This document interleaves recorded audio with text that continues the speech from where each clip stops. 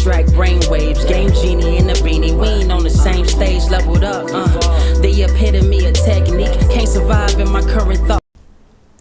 Other yellow hat guy here, back in another video.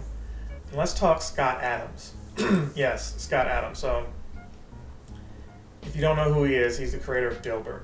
Dilbert was more successful, in my opinion, than it had any right to be. You know, from TV shows to all these different sponsorships. And, you know, it's really about an engineer and his dog and his coworkers. And to be honest with you, reading the Dilbert strips weren't all that funny, but I felt like if anybody had an idea of what an engineer was and they could present it in a comic form, then maybe that some of that is true, right? And maybe that's what it's going to be like for those of us pursuing the engineering field, and you hold Dilbert kind of on that pedestal. Maybe you shouldn't have. You probably shouldn't have. But I know I did when I was younger. So I appreciate it for that. It wasn't on the level of Garfield or Calvin and Hobbes or any of those other comic strips. You had to have some kind of business acumen to appreciate it for what it was. Some of these characters were very deranged, self-loathing, apathetic, neurotic even. And I guess if you worked, you know, a mundane job, a very stressful job, and you had that kind of understanding of how people were at your job, for better or for worse, you know, either high goal aspirations, achieving types, or the lazy, just barely do the bare minimum types. We all see those kinds of people and situations play out regardless of your job type.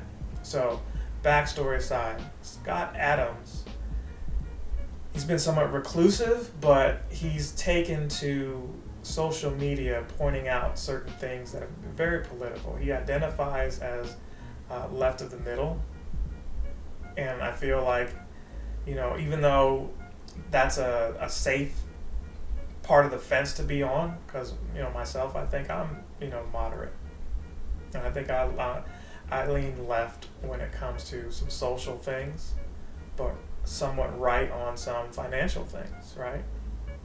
And yeah, boo me if that's not your thing, but he identifies that. The difference between me and him is I don't do some of the things that he's done, right? He's pretty much trying to stir the pot where he's been looking at some right-wing conservative media. And again, I'm going to preface this by saying I don't think there's anything wrong with anybody being right-wing or left-wing or any of that stuff. What the problem is when you're extreme with these views, when you start being dogmatic, like you can't see different sides and aren't willing to listen. That's when it's a problem, and we've drawn lines in the sand in the country to where people are villainized based off of those things, and it's not right, right? You can look at some things and say, oh, that's dumb. I don't agree with that. But do you throw the whole person away because they choose?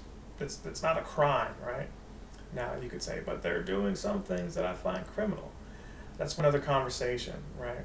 But what Scott did was look at some selective videos where you had some black people harming some white people. And he said, if I were white, and I quote, this is him, if I were white, I would get the heck away from black people.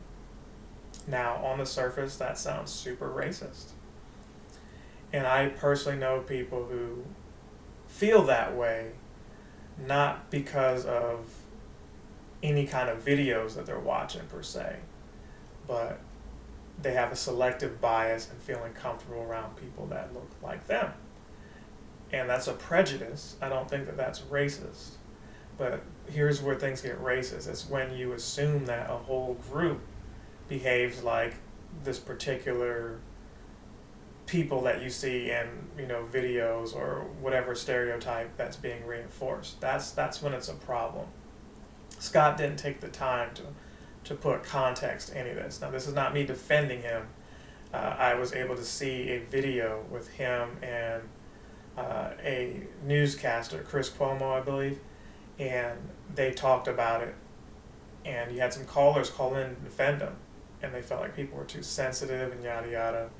Now, I don't feel any sympathy at all for Scott. He knew what he was doing. He stated that he knew he was trying to get people riled up to really think about what's happening. He feels like he's one of the few white people in the country who can say how they feel, because as a result of him saying what he said, his Dilbert comic strip has been canceled by numerous newspapers. He's lost sponsorships, but he's still worth about $75 million, and he's, you know, old in the tooth, so he's gonna be okay, right?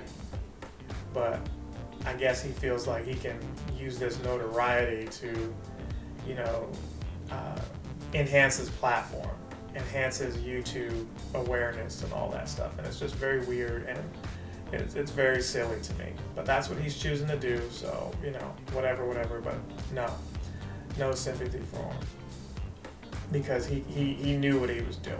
It's not like he's just willfully ignorant. He chose to appeal to people so that it would catch fire, and it's just sad that that's the kind of world we live in now. You know, I look at my numbers on my YouTube channel, I'm like, hey, they could be higher. You know what would be the easiest way to do it? Say something that most people would be upset about, and suddenly it's rebroadcasted places. Then for better or worse, people are here watching to see if I say even dumber things, right? That's how it works. But you say the right things that people agree with and think that's normal and all that, zero republications, you know, hardly any attention, and it's tough. It's tough. So maybe Scott is aware of this in this day and age and is using that to, you know, his advantage. I remember seeing him on an interview predicting that Donald Trump would win for the same tactics that he's, I guess, using himself. He's got a book he's pumping out, so, you know, the timing was right for him to say something foolish like this. You know, and again, feeling like you want to live near people who look like you is one thing. And his point was, well, what if you reversed it and said, what if someone black said, you know, black people should get away from white people? Would anybody be upset about that? Not as much, no. It wouldn't have sparked outrage. Conversely, if a black person said white people should get away from black people, it would be somewhat alarming, but it wouldn't be as, you know, damning as, you know, a white person saying white people should get away from black people. Given the, you know, historical history, why did I just say that? Given the racial history that we have with race in the United States, you can understand why, right? So I'll leave you with that. Don't be like Scott in this matter. It's not that serious. It's not worth it. And whether you have the amount of money he has or not, it's just dumb. Just be true to yourself. So that said, I'm gonna see you guys in the next one. Other Yellow Hat Guy is out. Captain Sensation.